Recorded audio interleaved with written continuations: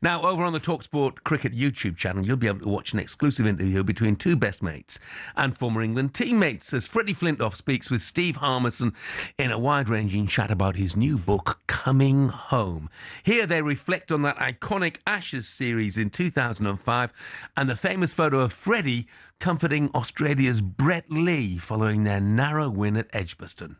When you got Kasparovich out, I spoke about this before, is that one of the things about it is you get taught as kids, didn't you? You know, two things: respect the umpire. If you nick it, walk, which I never did. And the other, respect the opposition. But you got taught that as well, didn't you? Yeah, I got there. Because you were the first one to shake his hand. But I wasn't focused. You don't know where the cameras are now. Exactly. You know, look at all these cameras. And then just went over, and it was nothing profound. It was, I quite like Brett Lee. Yeah. You know, we tried to knock him out. He runs in every day. We tried to hit him. We tried to get him out, and he just kept coming back, and it was just like, man, oh, it deserves that type of thing. We'll see you next week. Coming Home, Freddie's new book is out now. Pleased to say that joining us is the man he sat down with for that chat, two-time Ashes winner Steve Harmison. Morning, Harmy. Harmy, how you doing? Good morning, Ali. Good morning, Jeff. Yeah, Good, hey, mate. Look, first question, I think, you know, is how is Freddie? How is he at the moment? He looked in great form, to be fair. He looked well. He looks, I mean, we all know, obviously, with the accident, 18 months, 2 years ago, and he's gone through a difficult time. But I tell you what, he looked back to his usual spiky best. He took the mickey out of me non-stop for about an hour, so that was him normal. He looks, from a physical point of view, he looks better than he ever did when he played.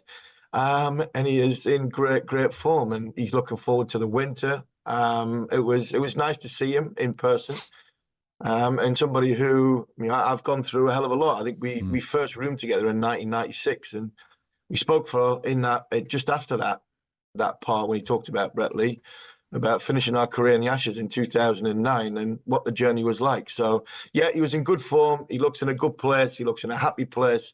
And he's looking forward to shaping a few of the young players' careers over the course of the winter, pushing them towards the Ashes. Brilliant. I've got to say, I saw him on, I can't remind me, it might have been Friday morning, he was on the telly, and I thought he looked great and he sounded great. I sent a wee message, man, it's just brilliant to see him back and looking the part, which is the most important thing, mate.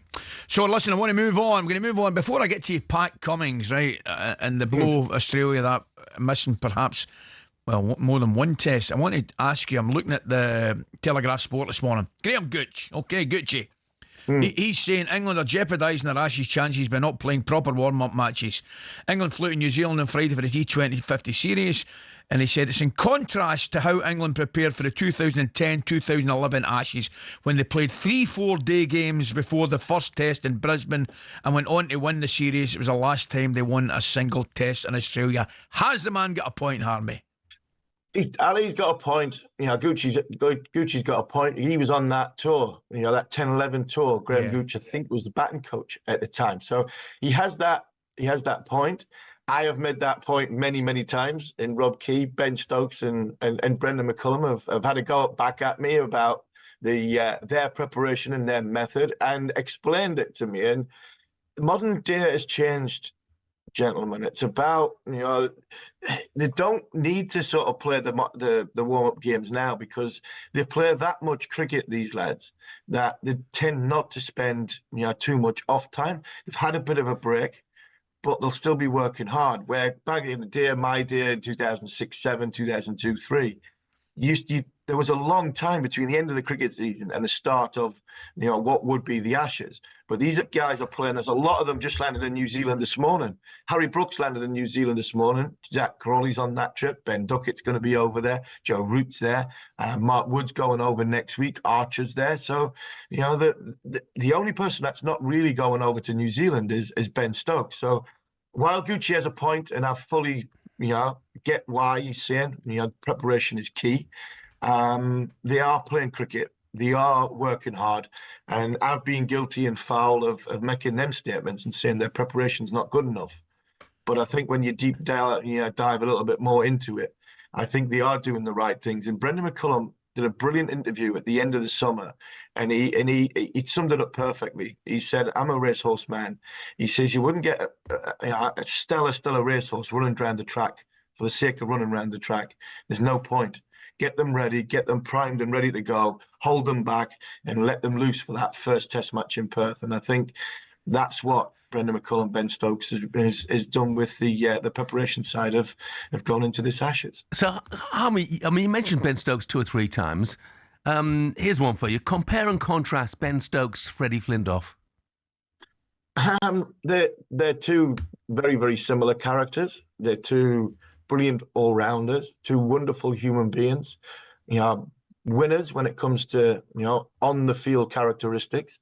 Ben Stokes is going to lead England into, I think, an Ashes series where we really stand a chance of winning. Where unfortunately Andrew Flintoff led us into an Ashes series when we didn't. It was no point even going because we didn't stand a chance with the players that we went with and the team that we went. That's no disrespect to the players. We didn't perform. I wasn't good enough. I said I let him down. I think this series is the first time since probably 10-11 where I've sat here and gone, England have got a chance, and I've actually believed it. Where I'd never in the past, unfortunately for Sir Alistair Cook and 1 or 2 others that have gone there, I didn't believe England had that chance. But I think Ben Stokes has that chance. As characters, the two of them, they're very similar people. You stick them in the middle, you put the ball in their hand, and it's very, very difficult to get it out of their hand. You put the bat in their hand, and they want to play on the front foot. They are what they are, along with Surrey and both of them. All rounders are few and far between when it comes. And I tell you what, in the last sort of 50, 60 years, we've had 3 because we've all had the sort of similar characteristics. And that's something we're going to miss in a couple of years when Ben's body eventually packs up. Harmy, we're going to go to the news, but I want to ask you, Pat Cummins will be a massive miss for the first test, I think it's November the 21st, and if he's out for that, you've got to say he might be struggling for the next one of December the 4th. Scott Boland will come in, not into the attack, a player I don't know an awful lot about. Tell us, please. Yeah, he's a good bowler, very, very good bowler, excellent Test match career. England had his number in 2023 over here, and because of that, you fancy England to do it again on them good flat batting surfaces. Look, Ali, I mentioned there, England have got a chance, and I believe England have got a chance. And it's got to come down to a little bit of luck, umpire decisions, injuries, big injuries. Pat Cummins might not be as big a miss as a captain because Steve Smith will step in. But as a bowler, for me, he's one of my favourite cricketers in the last sort of 5 or 10 years. And if he misses one Test match, we talk about Ben Stokes. And if Ben Stokes misses a Test match for England, that'll be catastrophic. Even more catastrophic if he misses more Test matches. I think it's similar for Pat Cummins in Australia. It would be a huge boost and a big bit of luck for England if he misses one, never mind the series. That would be a massive, massive boost for the England cricket team.